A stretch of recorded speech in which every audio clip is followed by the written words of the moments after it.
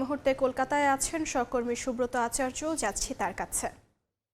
দেখুন, শুধু যে পশ্চিমবঙ্গে ভোট হয়েছে তা নয়, আমরা কিন্তু জানি যে 15ই মার্চ ভারতের জাতীয় নির্বাচন কমিশন ভোটের নির্ঘণ্ট পশ্চিমবঙ্গ ছাড়াও আরো 4টি রাজ্যের করেছিল এবং এই 4টি রাজ্য কিন্তু ইতিমধ্যে ভোট হয়েছে।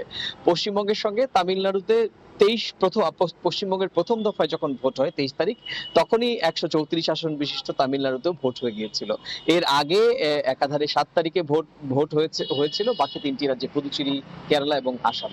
ফলে কালকে যখন পশ্চিমবঙ্গের ভোট শেষ হয়, তারপর যখন সর্বভারতীয় জরিপকারী সংস্থাগুলো তাদের নির্ধারিত বুথ ফেরত সমীক্ষা প্রকাশ করে, শুধু পশ্চিমবঙ্গেই নয়, এই যে 5টি রাজ্যের ক্ষেত্রে কিন্তু বুথ ফেরত সমীক্ষা আলোচনার কেন্দ্রবিন্দুতে হয়েছে। শুধুমাত্র এই 5টি রাজ্যের মধ্যে দুটো রাজ্যের ক্ষমতার পালা বদলের ইঙ্গিত দিচ্ছে। সেই রাজ্য দুটির মধ্যে আমি যে রাজ্যের বাসিন্দা পশ্চিমবঙ্গ সেটি একটি, আরেকটি দক্ষিণ ভারতের কেরল। বাকি 3টি রাজ্যে যেখানে যে শাসক দল রয়েছেন, অর্থাৎ আসামে বিজেপি, পুদুচেরিতে বিজেপি জোট এবং তামিলনাড়ুতে ডিএমকে, এই 3টি কিন্তু তারা কিন্তু প্রত্যাবর্তন হচ্ছে বলে নির্বাচন এই যে বুথ ফেরত সমীক্ষা, সেই সমীক্ষায় আভাস দিচ্ছে।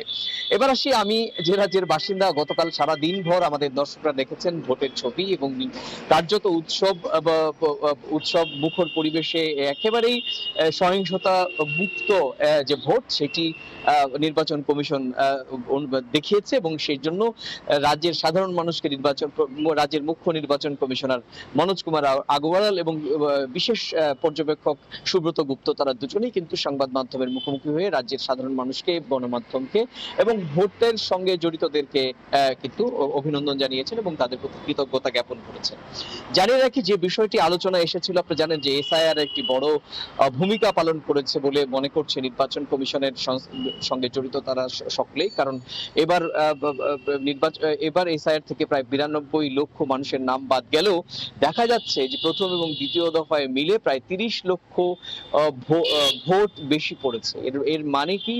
এই মানে হচ্ছে গত দফায়, অর্থাৎ 2021 সালে যে মানুষগুলো ভোট দেননি লম্বা লাইনে দাঁড়িয়ে, সেই মানুষগুলো কিন্তু 2026 সালে ভোট দিয়েছেন। অর্থাৎ গতবার, অর্থাৎ 2021 সালে 82% বা তার কাছে বিছে সংখ্যক মানুষ ভোট দিয়েছে। এবার কিন্তু সেটি ছাড়িয়ে গেছে 2 দফা। প্রথম দফা 29 এপ্রিল এবং প্রথম দফা 23 এপ্রিল এবং দ্বিতীয় এবং শেষ দফা আমরা গতকাল দেখেছি। এই দুটো দফার গড় নির্বাচন কমিশনের কাছে গতকাল রাত 12টা পর্যন্ত যেটি খবর, 92 দশমিক কিছুটা বেশি, অর্থাৎ প্রায় 93% হয়ে গেছে। শুধু তাই নয়, প্রথমবারের মতো কিন্তু এবারও দেখা গেছে যে কোনো বুথে 98 থেকে 99% ভোট পড়েছে। এটি কিন্তু নির্বাচন কমিশনের কাছে নয়, ভারতের নির্বাচনের এই বিধানসভা স্তরে নির্বাচনের ক্ষেত্রে একটি ইতিহাস বলে মনে করা হচ্ছে। এবং একই সঙ্গে আরো একটি বিষয় ইতিহাস করেছে, সেটি হচ্ছে রক্তপাতহীন একটি গুলি চালানোর ঘটনা ঘটেনি। একটি ছোটখাটো বিচ্ছিন্ন ঘটনা ঘটেছে দক্ষিণ কলকাতায় ভবানীপুরে, যেটি আমরা কালকে দিনভর দেখেছি। সেখানে মৃদু লাঠিচার্জের ঘটনা ঘটেছে। এছাড়া কোথাও বোমা বিস্ফোরণের ঘটনা ঘটেনি, এছাড়া কোনো গুলি চালানোর ঘটনা ঘটেনি, বুথ দখল করার ঘটনা ঘটেনি, ছাপ্পা ভোট বা জাল ভোট দেওয়ার ঘটনা ঘটেনি। সেটি কিন্তু নজিরবিহীন এবং অবিশ্বাস্য বলে মনে করছেন। এবং আরো একটি বিষয়, গতকাল আপনি জানেন যে রাজ্যের এই 7টি জেলা, কলকাতা এবং কলকাতার আশেপাশে যে সব মিলিয়ে 7টি জেলা 142টি আসনে ভোট হয়েছে, এই দুপুর নাগাদ কিন্তু কিছুটা বৃষ্টিও হয়েছে, কোথাও কোথাও মুষলধারে বৃষ্টি হয়েছে। অনেকে দেখেছেন যে আমরাও দেখিয়েছি যে সেখানে কিন্তু ছাতা মাথায় লম্বা লাইন দিয়ে ভোট দিয়েছে। যদিও বৃষ্টি আধা ঘন্টা থেকে পৌনে 1 ঘন্টা হয়েছে, বৃষ্টি উপেক্ষা করেই ভোট লাইন দিয়ে মানুষ তাদের গণতান্ত্রিক অধিকার প্রয়োগ করেছেন। তো এই বিষয়টিও কিন্তু নির্বাচনের ইতিহাসে একটি রেকর্ড তৈরি করেছে।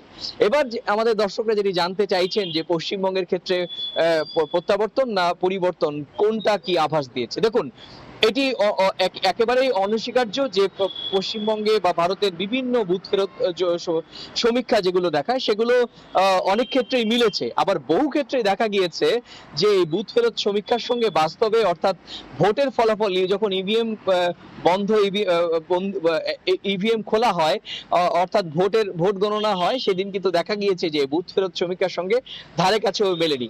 সেইটি কিন্তু গত শেষ দফায়, শেষ বিধানসভা নির্বাচন নির্বাচন, অর্থাৎ 2021 সালে বিধানসভা নির্বাচনের ক্ষেত্রে কিন্তু একই রকম। সেবারও কিন্তু দেখানো হয়েছিল বা বুথ ফেরত সমীক্ষাগুলো প্রকাশ করেছিল যে সেখানে তৃণমূলের থেকে বিজেপি এগিয়ে ছিল, কিন্তু কার্যত দেখা গিয়েছে যে তৃণমূল কিন্তু হিউজ ম্যান্ডেট নিয়ে ভূমিধস জয় করেছিল। 213টি আসন পেয়ে তৃতীয়বারের মতো রাজ্যে ক্ষমতায় ফিরেছিল তৃণমূল কংগ্রেস।